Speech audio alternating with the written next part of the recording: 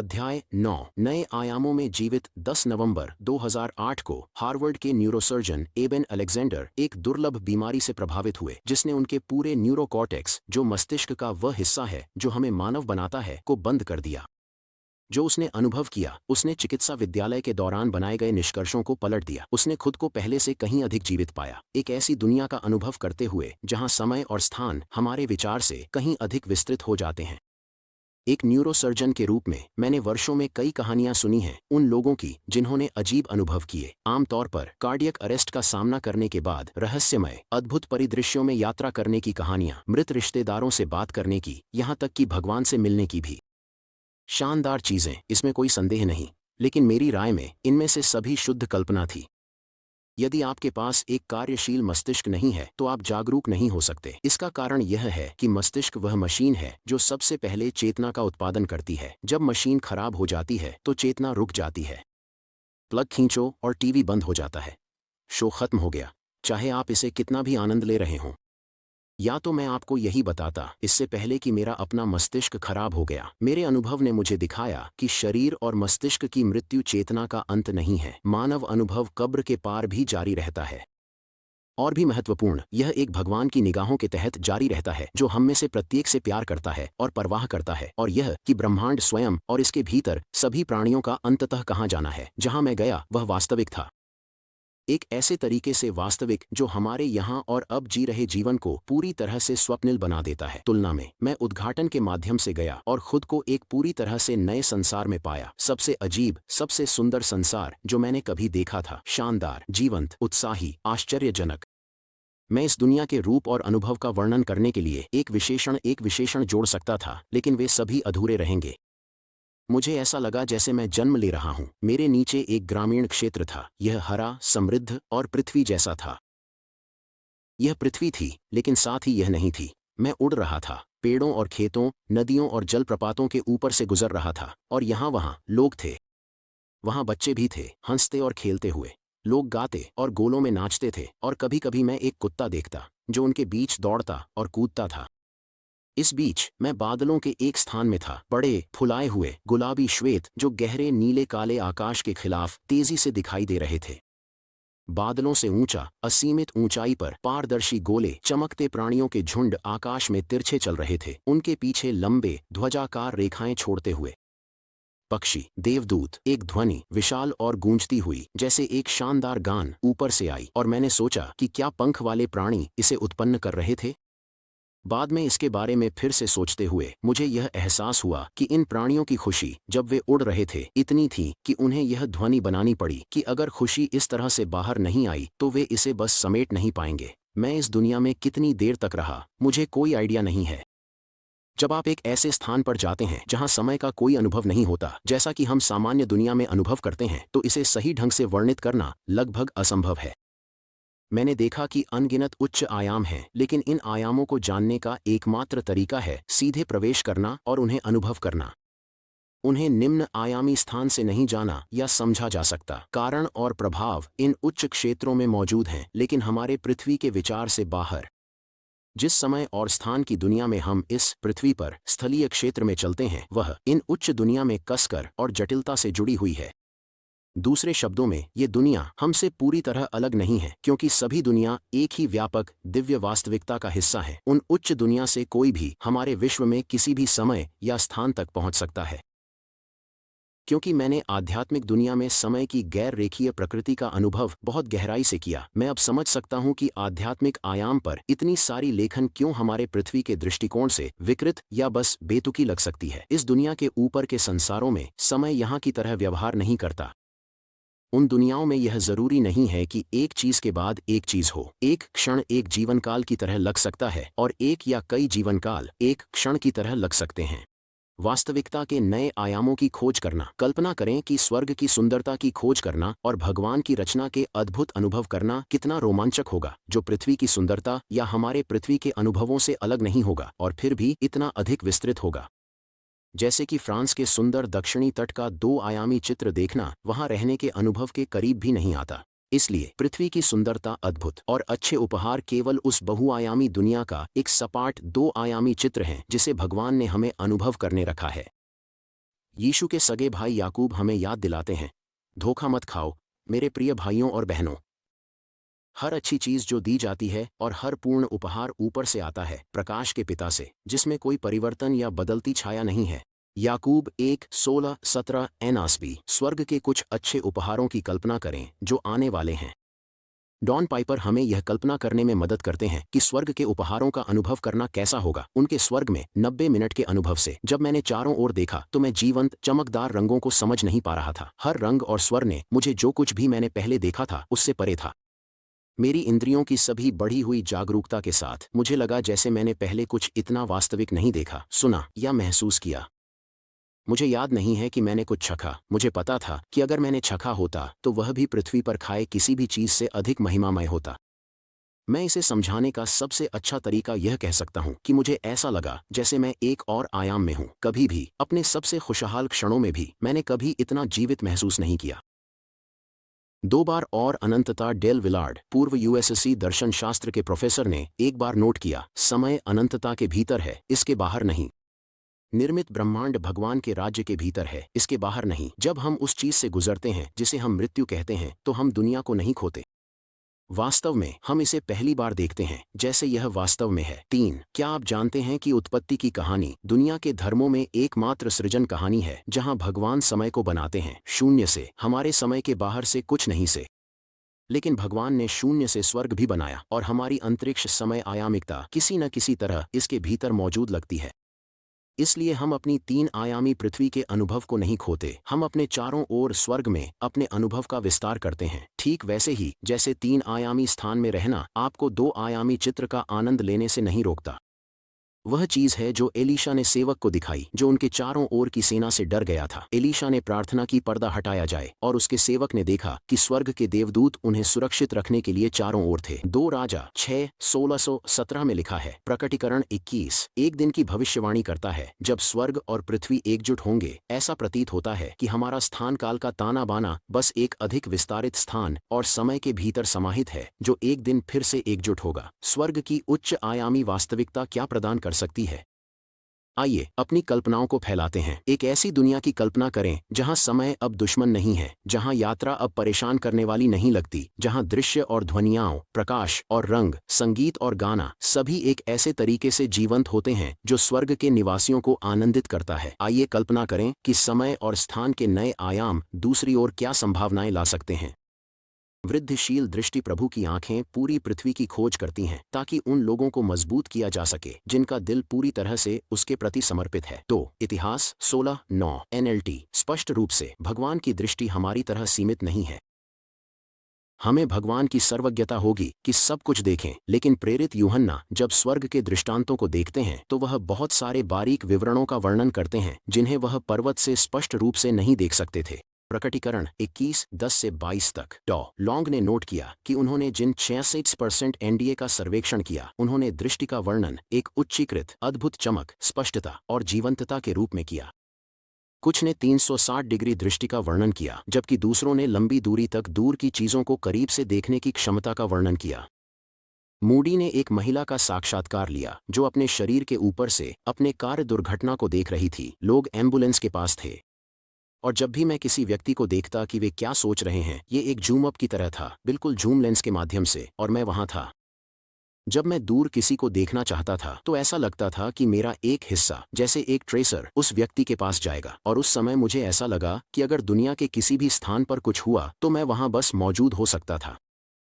5 अन्य लोग 360 डिग्री दृष्टि के बारे में बात करते हैं जैसे डेल ब्लैक ने पिछले अध्याय में उल्लेख किया, सिवाय इसके कि यह केवल 360 डिग्री एक वृत्त में नहीं बल्कि एक गोलाकार दृष्टि ऊपर, नीचे और चारों ओर एक साथ है।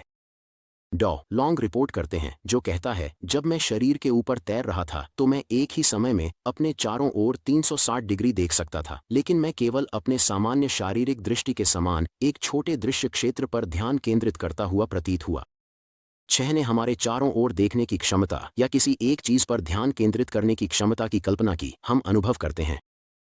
रे, एक बच्चा जो खेल के मैदान पर एक दोस्त जूडो मूव्स कर रहा था, फेंका गया, उसकी सिर जमीन पर लगा और उसने अपने शरीर को छोड़ दिया। मेरे पास अभी भी एक शरीर था लेकिन यह पूरी तरह से अलग था। मैं 3 आयामों में देख सकता था, जैसे कि मेरा कोई शरीर नहीं था। मैं एक साथ सभी दिशाओं को देख सकता था, फिर भी हमारे सोचने के अनुसार कोई दिशाएं या आयाम नहीं थे। सैवत लियोनार्ड को दिल का दौरा पड़ा। उसने 360 डिग्री दृष्टि का वर्णन किया जब उसने उसे पुनर्जीवित करने के लिए फ्रैंटिक प्रयासों को देखा, और लियोनार्ड को खुद भगवान द्वारा उसकी सर्जरी पर विशेष रंग टिप्पणी भी मिली। दूसरी ओर संचार टेलीपैथी विचार स्थानांतरण के माध्यम से किया जाता है। मुझे आपको बताना चाहिए कि भगवान का अद्भुत हास्य बोध है। मैंने अपने जीवन में कभी इतना नहीं हंसाया। 8 अधिकांश एनडीआर्स स्पष्टता और दृश्य तीव्रता, एक प्रकाश और चमक के बारे में बात करते हैं जिसे वे किसी तरह जानते थे कि पृथ्वी पर संभव नहीं होगा। डॉ रिचर्ड एबी ने देखा, स्वर्ग में प्रकाश तुरंत हमारी प्राकृतिक आंखों को अंधा कर देगा। वह स्वर्ग का पुत्र है। आध्यात्मिक आंखों से मैं कहीं भी और किसी भी चीज के माध्यम से देख सकता था। 9 ऐसा लगा कि मेरी दृष्टि अत्यधिक बढ़ी हुई थी। डेल ब्लैक याद करते हैं। अन्यथा मैं उन रंगों को कैसे देख सकता था जो मैं देख रहा था, या जो प्रकाश हर चीज में था। यह कुछ ऐसा था जैसे 3D फिल्म में होना और फिर 3D चश्मा पहनना। अचानक सब कुछ में अधिक आयाम, अधिक समृद्धि हो जाती है। लेकिन यह एक कम आंकना है। इसे 10,000 से गुणा करें और यह वैसा होगा जैसा मैं अनुभव कर रहा था। इस नए विस्तारित दृष्टि के साथ कुछ एनडीआर कहते हैं कि भगवान ने हमारी आंखों के लिए एक उपहार रखा है, ऐसी चीजें जो न तो किसी ने देखी हैं और न ही किसी ने सुनी है, जो भगवान ने उन लोगों के लिए तैयार की है जो उसे प्यार करते हैं। पहले कुरिन्थियों 2.9 NASB स्वर्ग का प्रकाश शो। कोल्टन बर्पो ने अपने पिता को बताया कि वह स्वर्ग में पॉप टॉड के मृत दादा के साथ रहा। टॉड ने अपने 4 साल के बेटे का परीक्षण करने का निर्णय लिया। आखिरकार एक 4 साल का बच्चा जो कहता है कि उसने स्वर्ग का दौरा किया है, उसने कभी प्रकट की पुस्तक नहीं पढ़ी। तो टॉड ने उससे पूछा कि जब अंधेरा होता है तो वह और पॉप क्या करते हैं, और वह पॉप के साथ घर चला गया। कोल्टन ने उसकी ओर फ्राउंड किया। स्वर्ग में अंधेरा नहीं होता डैड, तुम्हें यह किसने बताया? आपका मतलब क्या है कि अंधेरा नहीं होता? भगवान और यीशु स्वर्ग को रोशन करते हैं। यह कभी अंधेरा नहीं होता, यह हमेशा उज्ज्वल रहता है। टॉड चौंक गया। कोल्टन ने परीक्षा पास कर ली। 11 प्रकट की पुस्तक हमें बताती है, शहर को चमकने के लिए सूरज या चांद की आवश्यकता नहीं है, क्योंकि भगवान की महिमा उसे प्रकाश देती है, और मेमना यीशु उसकी दीपक है। राष्ट्र उसके प्रकाश में चलेंगे, वहां और रात नहीं होगी। उन्हें दीपक की रोशनी या सूरज की रोशनी की आवश्यकता नहीं होगी, क्योंकि प्रभु भगवान उन्हें प्रकाश देगा। 23, 24, 22, 5 जो भी स्वर्ग की सुंदरता को देखता है वह इस नए प्रकाश का उल्लेख करता है जो हमारी समझ से कहीं अधिक है। हमारा सूरज केवल स्वर्ग में दिखाई देने वाले प्रकाश के रंगों का एक धुंधला और बहुत सीमित स्पेक्ट्रम है, और एक नए विस्तारित दृष्टि के साथ मिलकर प्रकाश सब कुछ एक पूरी नई आयाम में जीवित करता है। डीन ब्रैक्सटन याद करते हैं, यहाँ पृथ्वी पर देखी गई सबसे खूबसूरत आकाश स्वर्ग के वातावरण के करीब भी नहीं आ सकती। यह हमारे भगवान की महिमा के कारण उज्ज्वल है। वातावरण एक ऐसा अनुभव है जिसे आप केवल देखते नहीं हैं। यह सुनहरा, पीला, सफेद है, और इसमें और भी रंग चलते हैं, जैसे ऑरोरा बोरेलिस की रोशनी। 12 मेरे फोन पर सबसे खूबसूरत उष्णकटिबंधीय सूर्यास्त की एक तस्वीर है जिसे मैं कभी भी कल्पना कर सकता हूँ। फिर भी स्वर्ग के आकाश की भव्यता की तुलना में मुझे लगता है कि यह फीका लगेगा। और पृथ्वी के विपरीत स्वर्ग के रंग जीवंत, मंत्रमुग्ध करने वाले लगते हैं, दर्शक की दृष्टि से समायोजित होते हैं। डेल ब्लैक ने स्वर्ग के वातावरण का अनुभव करने का उल्लेख किया। रंग जीवंत लग रहे थे, हवा में नाचते हुए। मैंने कभी इतने सारे अलग अलग रंग नहीं देखे थे। इसे देखना सांस रोक देने वाला था, और मैं बस यही करते हुए हमेशा बिता सकता था। हमारी पृथ्वी पर की आंखें पराबैंगनी या अवरक्त रंग नहीं देख सकती जो हमारे सूर्य के स्पेक्ट्रम का निर्माण करते हैं। स्पष्ट रूप से भगवान की रोशनी में हजारों और रंगों का एक अद्भुत पैलेट है जो सब कुछ आंतरिक रूप से रोशन करता है, और यह प्रकाश अनुभव किया जा सकता है जो भगवान के प्रेम और आनंद से भरा हुआ है। मैंने सबसे चमकदार रंग देखे, जो और भी आश्चर्यजनक था क्योंकि मैं रंग अंधा हूँ। डॉ पिम वॉन लोमेल के अध्ययन में एक डच मरीज याद करता है, मैं प्राथमिक रंगों को पहचान सकता हूँ, लेकिन पेस्टल मेरे लिए सभी एक जैसे लगते हैं। लेकिन अचानक मैं उन्हें देख सकता था, विभिन्न प्रकार के शेड्स। मुझे उनका नाम बताने के लिए मत पूछिए, क्योंकि मेरे पास इसके लिए आवश्यक अनुभव नहीं है। मार्व ने पाया कि वह मोहित हो गया क्योंकि वातावरण ने एक स्वर्गीय प्रकाश शो प्रस्तुत किया जो गहरे नीले आसमान के सबसे चमकीले रंगों पर प्रदर्शित हुआ। वही आसमान जिसमें मैं स्वर्ग की ओर उड़ गया, और स्वर्गों को घेरने वाला आकाश आपसे कहीं अधिक जंगली और नीला था। इस परालौकिक नीले रंग को मैं जिस निकटतम शेड से जोड़ सकता हूँ वह कैरेबियन के पानी या हवाई के तट पर सूर्यास्त के समय के असाधारण रंग हैं। वह रंग आपके और मेरे लिए दूसरी ओर इंतजार कर रहा है। स्वर्ग में रंग और रोशनी बस अद्भुत थीं। वे सबसे गहरे, समृद्ध और सबसे शानदार रंग थे जो मैंने कभी देखे थे, और कुछ मैंने पहले कभी नहीं देखे थे। स्वर्ग उन लोगों के लिए एक सच हुआ सपना है जो सभी रंगीन चीजों से प्यार करते हैं। हमारा घर वहां प्रकाशित है। वहां मजबूत, साहसी और ऊर्जावान किरणें थीं जो किसी तरह मेरी आंखों के लिए कोमल थीं। मुझे बस नहीं लगता कि वे रंग और रोशनी पृथ्वी पर मौजूद हैं। स्वर्ग में सफ़ेद, मुझे माफ़ करें, ऐसा था कि मैं इसकी तुलना किसी और से नहीं कर सकता। सफ़ेद से लेकर ओपल पत्थर और दूधिया चांद तक सफ़ेद रंग आकाश में एक बड़े दुल्हन के गुलदस्ते की तरह इकट्ठा हुए थे। स्वर्ग में रंग सफ़ेद से नीले, लाल, बैंगनी और हरे में मिलते जाएंगे। कई रंग लगातार बदलते, घूमते, मुड़ते और तैरते रहते हैं। यह एक ऐसे तरीके से आकार बदलते हैं जो मुझे आकर्षित और मंत्रमुग्ध कर देता है। जिस तरह से मैं उस प्रकाश शो का वर्णन कर सकता हूँ वह शायद ऑनरोरा बोरेलिस या उत्तरी रोशनी के समान है। फिर भी अगर मैं अलास्का के प्रकाश शो की तुलना स्वर्ग के प्रकाश शो से करूं तो यह बिल्कुल भी समान नहीं है। केवल प्रकाश शो ही पूरी तरह से मंत्रमुग्ध करने वाला था। सोने के बारे में क्या?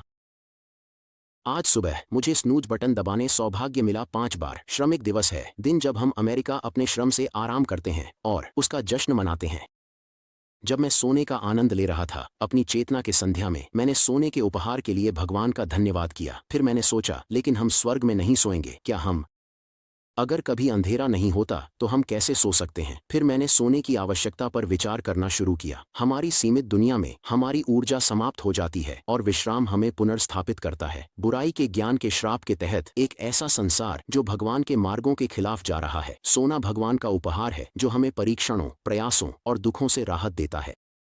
स्वर्ग में हम भगवान के विश्राम में प्रवेश करते हैं, इसलिए हमें सोने की आवश्यकता नहीं है, क्योंकि हम ऐसे विश्राम में प्रवेश करते हैं जीवित है और स्रोत से बहने वाली अंतहीन ऊर्जा से भरा है। तो भगवान विश्राम ताकि लोग प्रवेश करें, लेकिन जिन्होंने पहले सुना उन्होंने भगवान की अवज्ञा के कारण उसमें प्रवेश नहीं किया। तो भगवान ने विश्राम प्रवेश करने एक और समय निर्धारित किया। समय आज है, भगवान ने डेविड बहुत बाद में घोषित किया। आज जब आप उसकी आवाज़ सुने तो अपने दिलों को कठोर न करें। इसलिए भगवान के लोगों के लिए एक विशेष विश्राम अभी भी प्रतीक्षा कर रहा है, क्योंकि भगवान के आराम में प्रवेश कर चुके हैं। उन्होंने अपने श्रम से विश्राम किया है। इब्रानियों 4:6-10 एनएलटी। यह विश्राम भगवान के साथ संबंध के माध्यम से एक शाश्वत शांति से आता है। कल्पना करें कि स्वर्ग में हम हमेशा अपने अस्तित्व में विश्राम में रहेंगे, इसलिए हमें सोने की आवश्यकता नहीं होगी। आपको इसकी कमी नहीं खलेगी। यह उस समय की तरह होगा जब आप युवा थे और सोने से लड़ते थे, क्योंकि जीवन बहुत रोमांचक था। यह एक ऐसा विश्राम होगा जो ऊर्जा, उत्साह, साहसिकता, ऐसे प्रोजेक्ट से भरा होगा जो श्रम साध्य नहीं है, और एक शांति जो सब कुछ बदल देती है। सभी संघर्ष, कठिनाई और टकराव जो हम नींद के माध्यम से बच गए थे हमेशा के लिए समाप्त हो जाएंगे। 7वीं सदी ईसा पूर्व में भविष्यवक्ता यशायाह को आने वाले जीवन का एक दृष्टि दिया गया, जब पुराना यरूशलेम और मध्य पूर्व के सभी अंतहीन संघर्ष अंततः भगवान के शांतिपूर्ण शासन के तहत समाप्त हो जाएंगे। अब आपके देश में हिंसा नहीं सुनी जाएगी, न ही आपके सीमाओं के भीतर बर्बादी या विनाश होगा, बल्कि आप अपनी दीवारों को उद्धार और अपने दरवाजों को प्रशंसा कहेंगे। सूर्य अब आपके लिए दिन में प्रकाश नहीं होगा, न ही चांद की चमक आप पर चमकेगी, क्योंकि प्रभु आपका शाश्वत प्रकाश होगा और आपका भगवान आपकी महिमा होगा, और आपके दुख के दिन समाप्त हो जाएंगे। यशायाह 60 के पद 18-20। उस दिन की कल्पना करें जब समय अब दुश्मन के रूप में नहीं खड़ा होगा, न ही हमारे दुख को बढ़ाएगा और न ही हमारी संतोष को विलंबित करेगा, बल्कि शांति एक स्थायी साथी बन जाएगी और समय एक मित्र बन जाएगा। जब समय एक मित्र होगा तो स्वर्ग में समय कैसा होगा? शास्त्र हमें बताता है कि भगवान का समय ठीक वही है जो एबेन अलेक्जेंडर ने अनुभव करने का दावा किया। लेकिन इस एक बात को न भूलें प्रिय मित्रों, प्रभु के साथ एक दिन 1000 वर्षों के समान है और 1000 वर्ष एक दिन के समान हैं। अन्य अंत वर्षों ने ऐसा अनुभव किया जो समयहीनता जैसा था, और दूसरों को यह समय जैसा लगा, लेकिन एक अन्य आयाम में। जेफरी लॉन्ग के अध्ययन में शामिल लोग समय को विभिन्न शब्दों में वर्णित करते हैं। ऐसा लगा जैसे मैंने पृथ्वी के छोटे समय में बहुत कुछ अनुभव किया। पृथ्वी पर समय और स्थान पूरी तरह से रुक गए। साथ ही दूसरी ओर का समय और स्थान पूरी तरह से जीवित, स्पष्ट, बीमार और वास्तविक था। हाँ, जब मैं प्रकाश में था मेरे पास था। यहाँ पृथ्वी पर जिस तरह से मैं समय को जानता हूँ उसका कोई अनुभव नहीं। दूसरे शब्दों में, समय की अनुक्रमिक प्रकृति, अतीत, वर्तमान या भविष्य का कोई अनुभव नहीं। सभी समय, अतीत, वर्तमान और भविष्य प्रकाश में रहते हुए हर क्षण में अनुभव किए गए। कुछ इसे समयहीनता के रूप में वर्णित करते हैं, अन्य यह नोट करते हैं कि समय का एक अनुभव है, लेकिन जिस एक आयामी तरीके से हम इसे पृथ्वी पर अनुभव करते हैं वैसा नहीं। और हम इसे शास्त्रों में भी देखते हैं कि स्वर्ग में समय हमारे रैखिक समय के बराबर नहीं है, फिर भी स्वर्ग में समय का अनुभव किया जा सकता है। जॉन ने स्वर्ग में समय का अनुभव किया। जब उसने 7वां मुहर खोला तो स्वर्ग में लगभग आधे घंटे तक चुप्पी थी। नदी के दोनों किनारों पर जीवन का पेड़ खड़ा था, जो 12 फलों की फसल देता था। हर महीने अपना फल देता था। प्रकाशित वाक्य 8:1-22:2 तिर्यक मेरा। तो भले ही स्वर्ग में एक दिन 1000 पृथ्वी के वर्षों के समान हो, फिर भी समय के कुछ माप का अनुभव करने की क्षमता प्रतीत होती है। 3 लोगों ने एक अलग प्रकार के दिन और रात के बारे में बात की जिसे उन्होंने देखा। हालांकि मैं इसे एक अपवाद कहूंगा, मैंने औरों को ऐसा कहते नहीं सुना, लेकिन मैं इसका उल्लेख करता हूं क्योंकि यह शास्त्र के अनुसार प्रतीत होता है। स्वर्ग एक बहुत ही दिलचस्प स्थान है। यहाँ समय के प्रवाह सहित कुछ भी नीरस नहीं है। पृथ्वी पर घड़ी टिकती है, आप जानते हैं, सूरज क्षितिज के ऊपर जाता है और आप समय के बीतने का अनुभव करते हैं। आप स्वर्ग में समय के बीतने का अनुभव नहीं करते, लेकिन वहाँ समय के विभिन्न अवधियाएं हैं। एक समय होता है जब आकाश उज्ज्वल होता है, फिर एक समय होता है जब आकाश इतना उज्ज्वल नहीं होता। यह एक ऐसा समय है जब गतिविधियां धीमी लगती हैं। वे ऐसा कहते हैं, स्वर्ग में कोई रात नहीं होती, बल्कि प्रकाश और अल्प प्रकाश होता है। यह 7 दिन की लंबाई में चलता है। फिर आपके पास कमजोर बिंदु 16 बिल है, जो कुछ समान देखता है। फिर प्रकाश कुछ फीका पड़ गया। यह अंधेरा नहीं था, बस पहले जितना उज्ज्वल नहीं था। जहां मैं खड़ा था वह क्षेत्र शांत और स्थिर हो गया। 17 यदि यह सच है कि स्वर्ग के अपने प्रकार के दिन हैं, तो मुझे लगता है कि यह इस बात का संदर्भ देता है कि स्वर्ग के पेड़ हर महीने फल कैसे दे सकते हैं। प्रकाशित वाक्य 22 तो तिर्यक मेरा। 2 आयामी समय। कल्पना करें कि यदि स्वर्ग में हम समय का अनुभव एक नए दूसरे आयाम में करते हैं, पृथ्वी पर हम स्थान के 3 आयामों का अनुभव करते हैं, ऊंचाई, चौड़ाई, गहराई, लेकिन केवल समय का एक आयाम। समय एक दिशा में रैखिक है। एक रेखा की कल्पना करें। चित्र 1 देखें।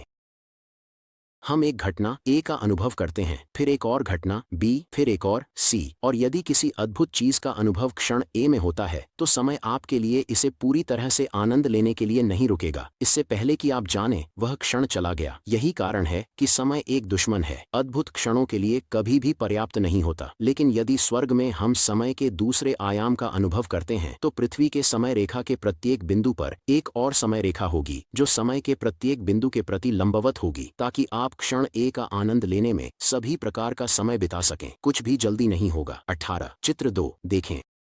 क्रिस्टल ने समय के इस तेजी से गुजरने के अनुभव को नोट किया। जब मैं इसके बारे में अब बात करता हूं तो एक क्रम होता है, क्योंकि हम चीजों को केवल एक बार में ही समझ सकते हैं। यह होता है, फिर वह होता है, लेकिन वास्तव में ऐसा नहीं था। सब कुछ एक साथ हुआ, फिर भी कोई जल्दी या आपात की भावना नहीं थी। स्वर्ग में न तो मिनट हैं, न घंटे, न दिन। स्वर्ग में समय जैसी कोई चीज नहीं है। क्या स्वर्ग में घटनाएं अलग तरीके से घटित होती हैं, या क्या यह केवल हमारे देखने का तरीका है जो अलग है? मुझे नहीं पता। 19 स्पष्ट रूप से NDAIRs कुछ ऐसा वर्णन करने में भिन्न होते हैं जिसे हमारे समय स्थान बंधित शब्दों में डालना कठिन है, लेकिन समय के कई आयामों का यह प्रभाव होगा।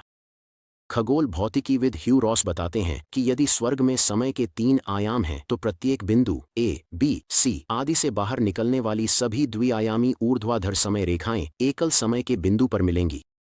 एक ग्लोब की कल्पना करें। पृथ्वी के एक आयामी क्षैतिज समय के प्रत्येक रैखिक बिंदु A, B, C के लिए बहुत सा द्विआयामी ऊर्ध्वाधर समय है। सभी लंबवत रेखाओं के साथ यात्रा कर रहे हैं जो एक तीसरे आयामी बिंदु, एक ग्लोब के उत्तरी ध्रुव पर मिलती हैं। इसका मतलब है कि कोई पृथ्वी के समय का अतीत, वर्तमान और भविष्य एक ही उत्तरी ध्रुव, तीसरे आयामी समय के बिंदु पर अनुभव कर सकता है। चित्र 3। मुझे नहीं पता कि क्या यही हम स्वर्ग में अनुभव करते हैं, लेकिन भगवान ने घोषित किया, मैं अल्फा और ओमेगा हूँ, शुरुआत और अंत। प्यासे को मैं जीवन के जल के स्रोत से बिना कीमत का पानी दूंगा। प्रकाशित वाक्य 21:6। भगवान अनंत हैं, किसी भी समय के आयामों से बंधे नहीं हैं, क्योंकि उन्होंने समय का निर्माण किया। लेकिन इसका मतलब यह नहीं है कि वह समय के निम्न आयामों में कार्य नहीं कर सकते। शायद हम उन समय के कुछ आयामों का अनुभव भी करेंगे। पृथ्वी से समाचार, लेकिन क्या हम स्वर्ग से पृथ्वी के समय में क्या हो रहा है जान पाएंगे? मुझे लगता है कि हम कुछ हद तक जानेंगे। जो अपने विश्वास के लिए मारे गए हैं वे भगवान से पूछते हैं, कितना समय? सॉवरेन लॉर्ड, पवित्र और सच्चे, जब तक आप पृथ्वी के निवासियों का न्याय करते हैं और हमारे रक्त का प्रतिशोध लेते हैं। प्रकाशित वाक्य 6:10। उन्हें थोड़ा और इंतजार करने के लिए कहा जाता है। इंतजार करने के लिए समय का बीतना आवश्यक है, लेकिन जैसा कि उल्लेख किया गया है, समय बहुत अलग तरीके से बीत सकता है। यह पृथ्वी पर हुई घटनाओं के साथ निरंतरता को भी दर्शाता है। हम वही लोग होंगे, अपनी पृथ्वी की यादों के साथ और कुछ हद तक यह जानने की क्षमता के साथ कि पृथ्वी पर क्या हो रहा है, लेकिन स्वर्ग के शाश्वत दृष्टिकोण से। 4 साल के कोल्टन बर्पो ने अपने पिता से पूछा कि क्या वह जानता है कि भगवान 3 व्यक्तियों में है। उसके पिता एक पादरी हैं। कोल्टन ने कहा, मैं भगवान पवित्र आत्मा के पास बैठा था क्योंकि मैं आपके लिए प्रार्थना कर रहा था। आपको पवित्र आत्मा की आवश्यकता थी, इसलिए मैंने आपके लिए प्रार्थना की। यह टॉड के लिए चौंकाने वाला था जब उसने कोल्टन के मरने के समय भगवान के साथ अपनी चिल्लाने की लड़ाई को याद किया। कोल्टन को यह कैसे पता था?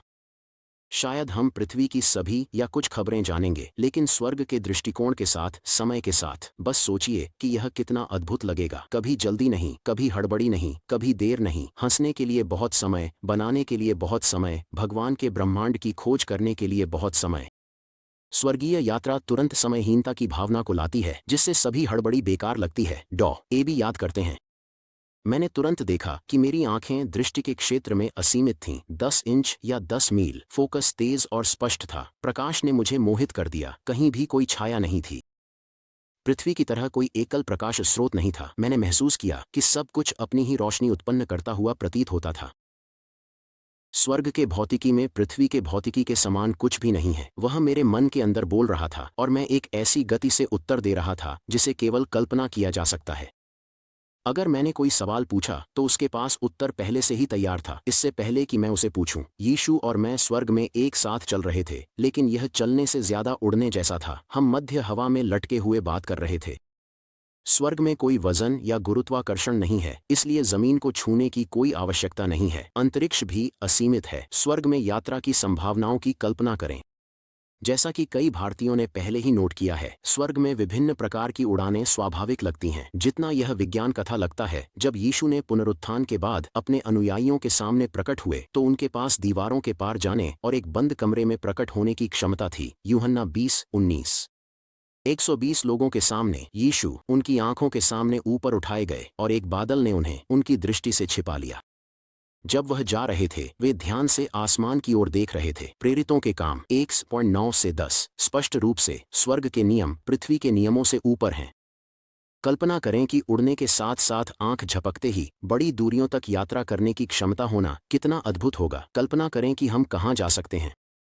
एक व्यक्ति ने यात्रा के कई विभिन्न तरीकों में अंतर किया। विचार की गति से चलना संभव है। आपको कहीं जाना है और बस ऐसे ही आप वहां पहुंच जाते हैं। लेकिन एक धीमी गति से चलने का तरीका है। आपको चलने का अनुभव होता है जो अपने आप में आनंददायक है। आप सड़क पर सवारी करते हैं तो बाहर देख सकते हैं, जबकि विचार से यात्रा में ऐसा नहीं देखेंगे। लेकिन यात्रा करने के लिए यात्रा करते समय सीखते हैं। सीखना कितना आनंददायक है और फिर आप बस अंतरिक्ष में तैरते हुए दिखाई देते हैं। हालांकि हमारे पास कोई पंख नहीं है, हम बस अंतरिक्ष में तैरते हैं। ट्वेंटी डेल ब्लैक, डॉ अलेक्जेंडर और अन्य एनडीयर्स ने इस धीमी यात्रा का वर्णन किया, एक तरह का अंतरिक्ष में तैरना।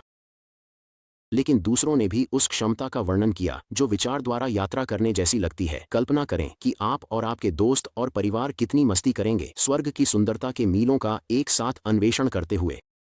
स्वर्ग विशाल और विस्तारित है। डीन का दावा है कि उसने इसे खोजा है। यहाँ पृथ्वी पर जैसे हम दूरी को जानते हैं वैसी कोई दूरी नहीं है। मैं चीजों से दूर लगता हूँ और फिर भी निकट।